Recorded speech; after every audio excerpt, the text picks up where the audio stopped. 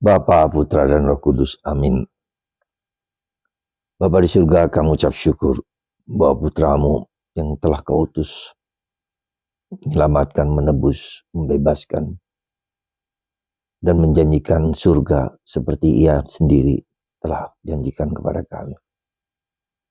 Dan ia kembali kepadamu, Bapa, untuk tetap terus bekerja bagi keselamatan kami. Terpujilah namamu kini dan sepanjang masa. Amin.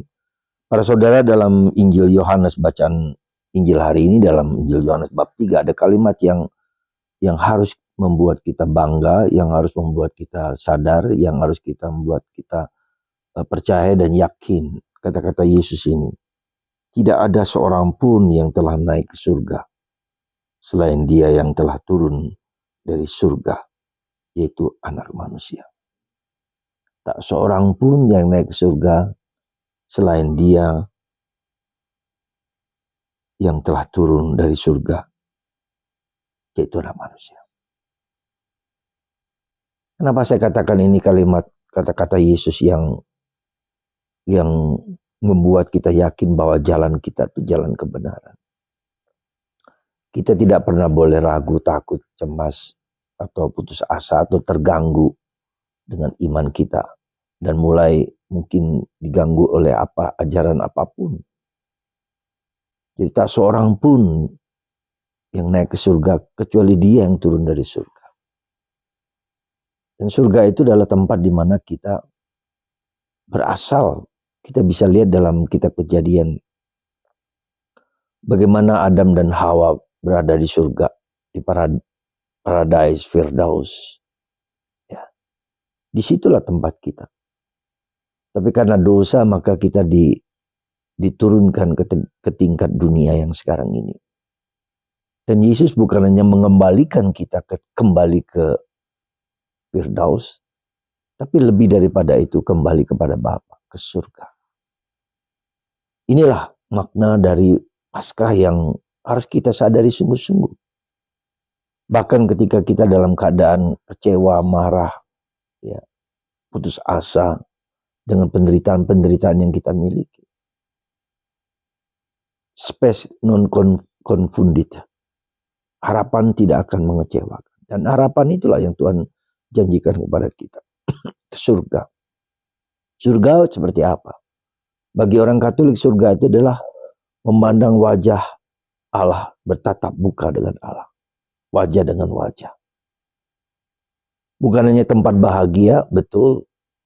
Bukan hanya makan makanan yang tak terkirakan, benar, perjamuan surgawi. Tapi lebih daripada itu kita memandang Allah dari wajah ke wajah. Dan itu hampir tidak mungkin seperti kita lihat dalam pengalaman Musa. Musa tidak bisa melihat Tuhan, hanya melihat punggungnya. Tapi nanti di surga kita melihat wajah Tuhan, ya, yang sesungguhnya. Itulah janji yang diberikan dalam Paskah ini. Maka Paskah menjadi inti, menjadi dasar, menjadi fondasi, menjadi tiang kuat dalam menghayati iman. Maka kalau kita bisa melihat bagaimana dalam kisah para rasul, kisah tentang jemaat-jemaat awali yang memberikan dirinya, menjual harta bendanya untuk hidup bersama, supaya kita sehati, sepikir, sejiwa. Di surga seperti itu, kita sehati, sepikir, sekehendak dengan Allah. Dan itu harus dimulai dengan kehidupan komunitas di mana kita berada. Di dalam komunitas hidup membiara seperti itu, kita diajak untuk sehati, sepikir, sejiwa, seperasaan dalam komunitas itu, karena memiliki visi yang sama.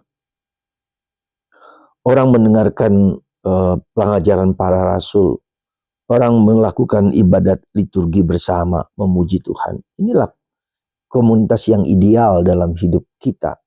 Ya, komunitas yang ideal, sekali lagi. Di mana mereka mendengarkan sabda bersama-sama, mengerti, memahami kehidupan surgawi. Yesus mengatakan, kalau aku bicara hal-hal duniawi, kamu tidak mengerti, apalagi hal surgawi. Nah, disitulah Tuhan memberikan kepada kita satu anugerah yang tak terhingga, Roh Kudus. Maka Roh Kudus itulah yang memberikan pencerahan, yang helper, membantu kita. Dikatakan, aku akan memberikan kepadamu sang pembantu, supaya kita mengerti, memahami kehendak Tuhan. Jadi tujuan utama dari hidup kita adalah memahami, melaksanakan kehendak Tuhan itu seperti apa. Kasih kepada Allah dan kasih kepada sesama.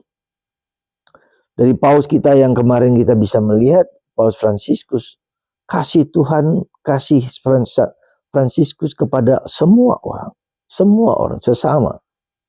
Jadi cinta kepada Allah dan cinta kepada sesama. Siapa? Manusia. Apakah dibeda-bedakan dia kaya atau dia miskin, dia bodoh atau jelek, ya, anak-anak atau orang tua? Tidak tentu. Maka bagaimana kita kasih kepada sesama, apakah dia agama lain, entah Islam, entah Kristen, entah Ortodoks, entah Yahudi, tidak dipedulikan, karena sama. Kita fratelli tutti, kita semua saudara. Bahkan kepada alam semesta, Laudato Si. Karena alam hancur karena perbuatan manusia yang rakus. Ya, jadi coba, mungkin kita harus melihat kembali apa arti mencintai. Bukan hanya mencintai mereka yang ada di sekitar kita, tapi siapapun juga. Hati yang terbuka kepada siapapun. Semoga kita semua belajar banyak, ya, belajar banyak bahwa bahwa Yesus yang berasal dari Allah mencintai sesama manusia, cinta sebesar itu. Maka Tuhan Yesus berikan segala-galanya kepada kita. Tidak ada yang tidak Ia berikan. Semoga kita semua, Anda dan saya tidak mengatakan bahwa saya sudah berhasil, enggak. Saya berjuang, saya belajar juga dari realitas, dari orang-orang, dari sekitar dan siapapun juga. Dari Anda juga. Tuhan memberkati Anda dan kita semua untuk mencintai Allah dan sesama dengan sepenuh hati. Dengan seluruh diri kita. Bapa, Putra, dan Roh Kudus. Amin.